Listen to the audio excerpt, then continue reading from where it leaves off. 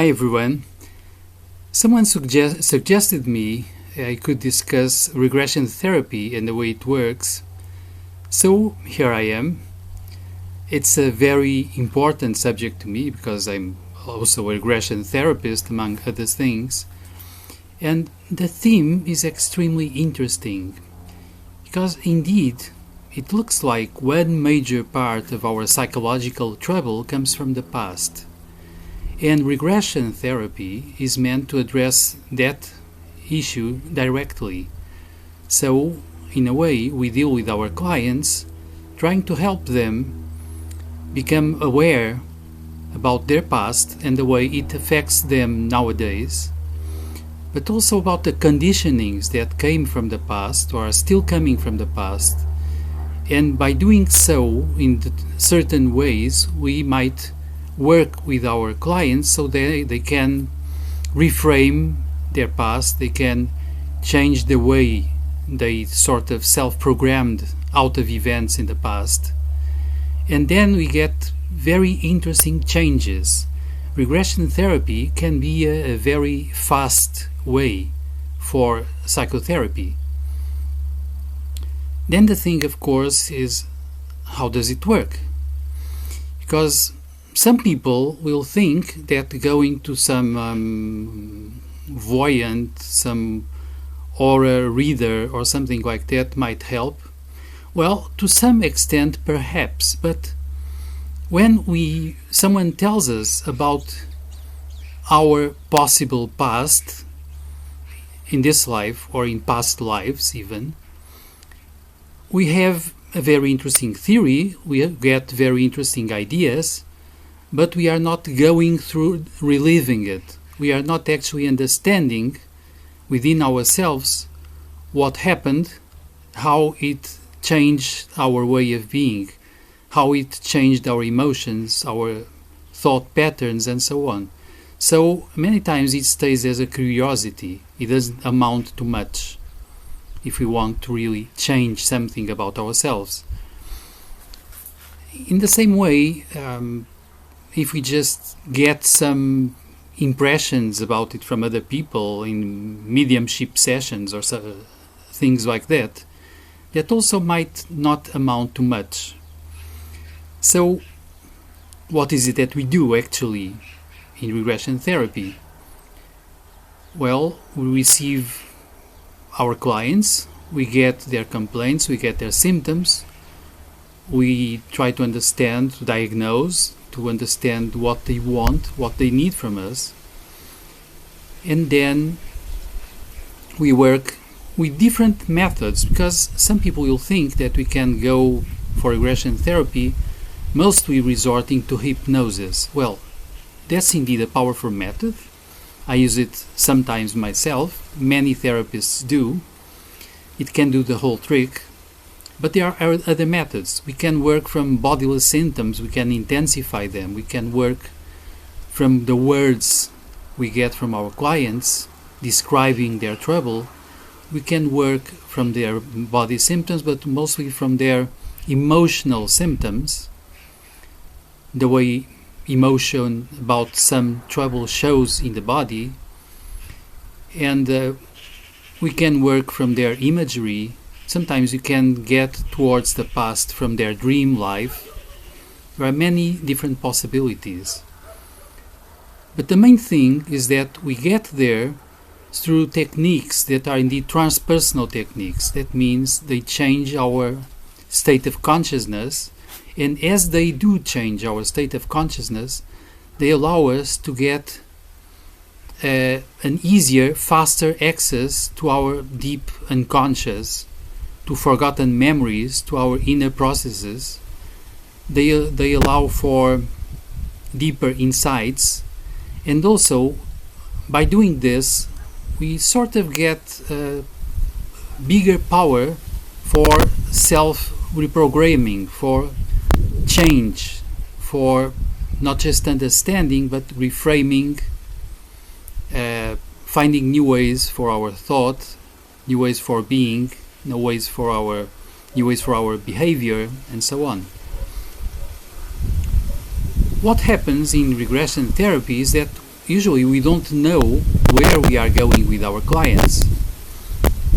We don't know for how long ago might the trouble be coming. So we use our techniques with our clients to help them find the origin and perhaps the hot spots where their trouble intensified in the past. So some clients will describe things that come from this life, years ago, months ago, some traumatic event perhaps some very intense event with pleasure even, it depends a lot. Many times they will describe something that comes from infancy, even from the pregnancy of their mothers, even from intrauterine life, while others will describe something and relive something that seems to come from a past life. This, of course, is not evidence, it's not scientific evidence about past lives, but many times working with a hypothesis that there might be a past life, or at least the past life corresponds to some emotional truth from our clients, we do get results. Many times they will relive, they will feel, sometimes with great intensity, symptoms, sensations, feelings, visions, many impressions from past lives or from this life in the early years. And at that time, what we get many times is that while the emotion was so intense, something really important was happening, many times, mostly with trauma, well, the thought patterns were not so clear, not so bright, because the emotion was really intense. But at the same time, we might find like a meaning for what was going on that is not very good. It might be like a sentence, like a life sentence about a phrase, an idea about what it means. It might be just a pattern of feeling. It might be even some sensation, some bodily impression that remains. I like to call this our computer virus, because sometimes the meaning is what we forget the most about. Something happened. Many times later we'll have some memory about what happened. Sometimes we don't have a clue. We must find out. But even when we think we recall everything that happened in our past, we are not able to recall what we made of it, what we thought about it, what was the moral of the story at the time, when we were not really reasoning in a good way about it. So later, this can stay at an unconscious level, like a sort of a computer virus. Suddenly, it becomes active and it deranges the system. And this time the system is ourselves. It's our personal self. It's the way we feel, it's the way we think, it's the way we behave with ourselves and other people. It might be what we are afraid of. It might be what we detest. It might be what we really wish for, what we love, and so on. So, to some extent, regression therapy amounts to an anti-computer program.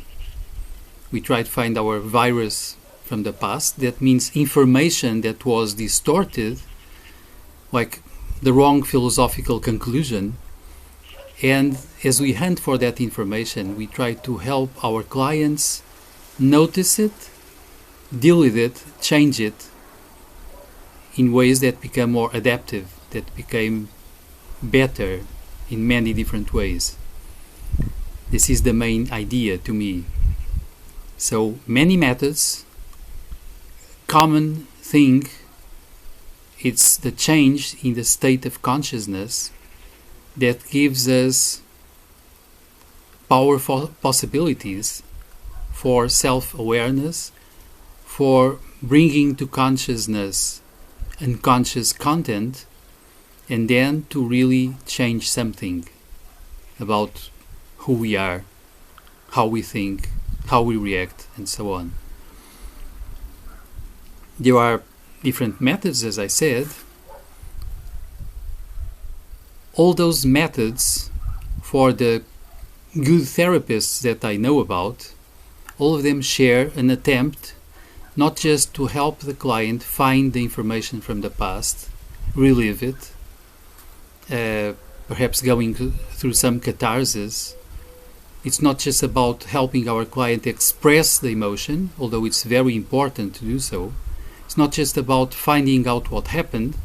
It's about always finding a way to reframe, reprogram, give it new meaning, find new ways out of it.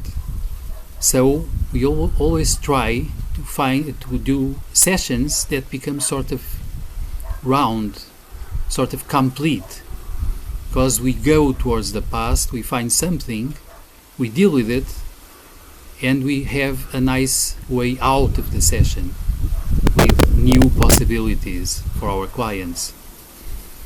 This is the main important thing to me. And as you might guess, we always try to find bridges towards the past, so that we can work with our clients, use those bridges to know more about what happened to them and when and why, how it produced consequences to the ongoing life of our clients. And of course, we help them change the whole thing. And this is what I do, what many colleagues do most of the time. There is a lot of detail then about methods, about the subtleties of the whole process, but I think this is not the right place to discuss that. This could be discussed indeed in a course on regression therapy. And this is what I wanted to talk about. So I welcome all feedback. Please comment, share, subscribe the channel if you like. And see you later.